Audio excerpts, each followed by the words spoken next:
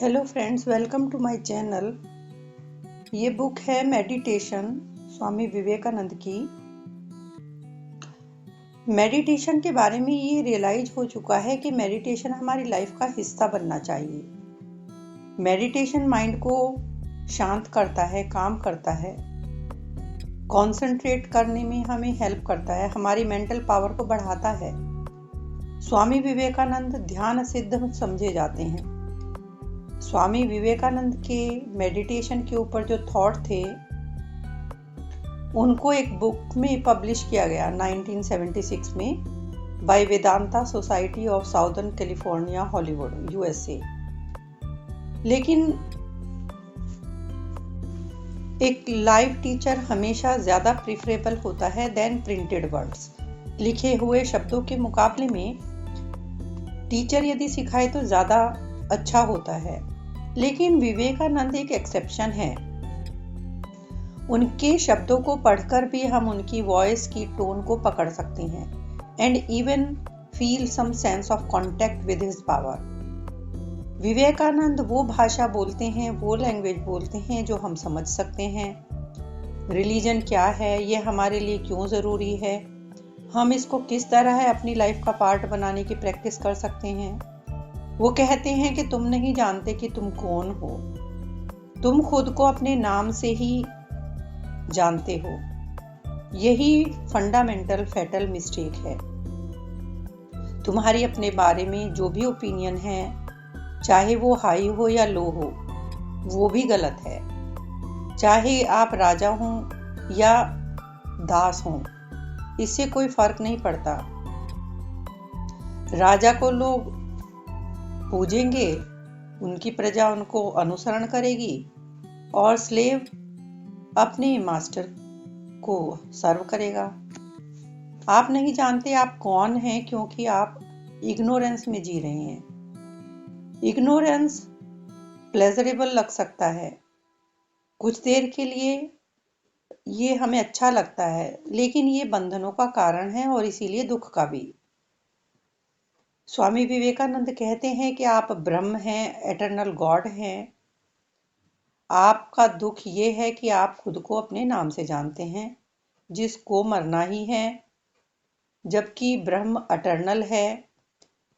इसके बहुत सारे नाम हैं दुनिया में और सभी में ब्रह्म है। नाम अपने आप को उन सब से अलग समझता है, यानी जो भी आपका नाम है, जबकि जितने भी लोग हैं दुनिया में उनमें सब में ब्रह्म है, वो सब एक ही हैं।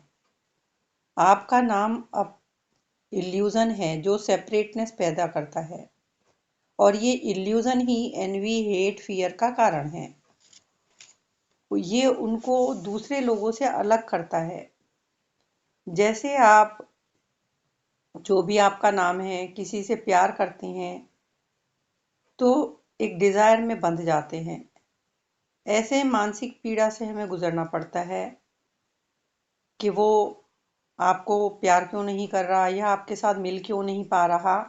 सो विवेकानंद कहते हैं सेपरेटनेस वाला भ्रम प्यार से, आई मीन लव से दूर किया जा सकता है।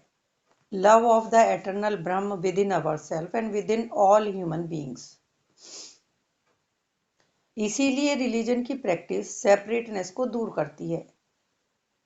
फेम, वेल्थ, पावर, ये सारे ऑब्जेक्टिव्स को वो त्याग देती है। मैं जो भी मेरा नाम है, ये बात सुनकर अनईजी फील करता हूँ कि मैं अपने जो भी मेरे पास चीज़ें हैं उनके लिए काम करता हूँ।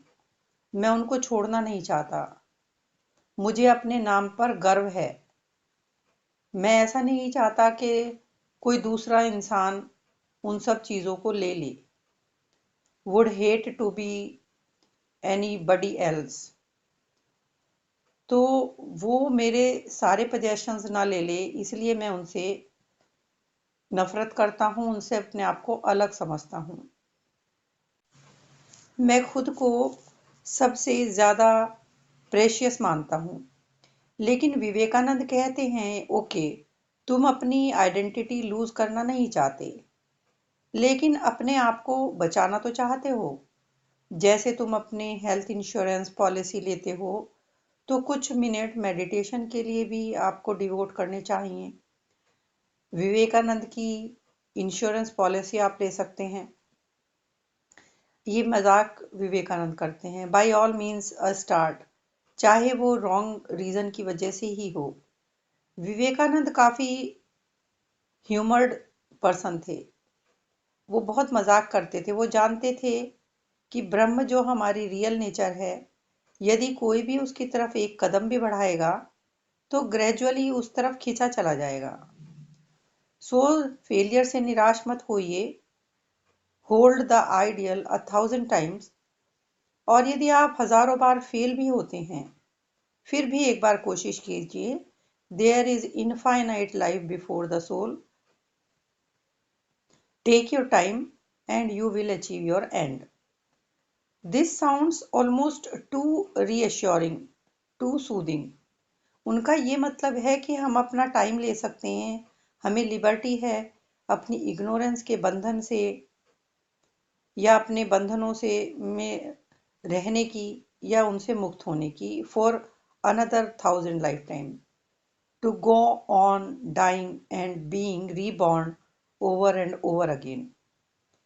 मरते रहेंगे और फिर से पैदा होते रहेंगे until we have had enough of our separateness and have become seriously determined to end it। जब तक हम में सेपरेटनेस नहीं जा पाती है और इसको खत्म करने के लिए हम डिटरमाइंड नहीं होते हैं। लेकिन इस जो हमारा ये प्रेजेंट लाइफ टाइम है, इसके बारे में क्या? विवेकानंद कहते हैं कि रिलीजन के को प्रैक्टिस करने की कोशिश में 80% लोग चीट करते हैं, धोखा करते हैं खुद से। 15% लोग पागलों की तरह से उसको करते हैं, मैड हो जाते हैं। एंड 5% अटेन करते हैं immediate knowledge of infinite truth. इसको एक दूसरे एग्जाम्पल से समझते हैं। जैसे कुछ लोग अपनी फिजिक को बदलने के लिए जिम जाते हैं, एक्सरसाइज करते हैं।